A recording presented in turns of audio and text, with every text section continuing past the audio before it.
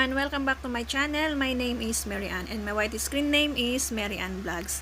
Guys, sa video to guys, i-share ko sa inyo kung paano po mag-clone ng picture sa inyong cellphone or sa video mga gagawin po ninyo.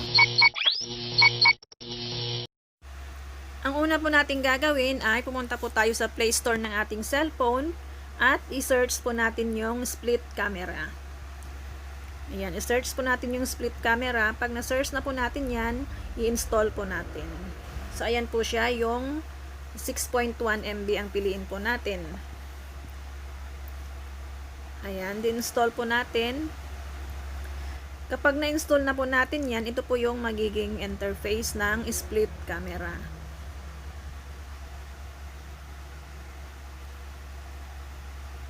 Ayan, i-open na po natin. And then, isi-share ko sa inyo kung paano po siya gamitin. Sample po niyan, halimbawa niyan. Kukuhanan po natin yan ng picture. Ayan. And then, imumove lang po natin yung power bank sa kabila and then kuhanan po ulit natin siya ng picture. Hindi po natin nakakalain na isang power bank lang po pala yung andyan. Ayan, yung parang may bar sa gitna. I-move po natin yung cursor dyan sa baba para mawala po yan siya. Parang iisang picture lang po yung makikita natin. Ayan po siya. Hindi po siya halatang dalawang kuha po siya ng picture. Dalawang shot po siya.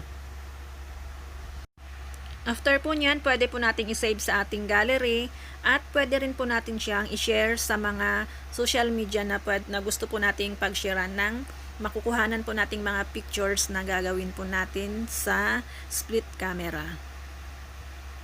Wow! Sa mga mahiling mag-selfie, mag-download na po kayo ng application na to. At kung nagustuhan mo po ang video to guys, huwag niyo po sanang kalimutang mag-comment sa baba, mag-like at paki-share na rin po ang video. Salamat and God bless. Bye-bye!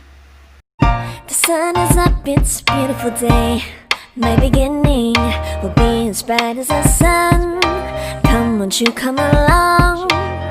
And it feels so bright, it's like luck is raining on me.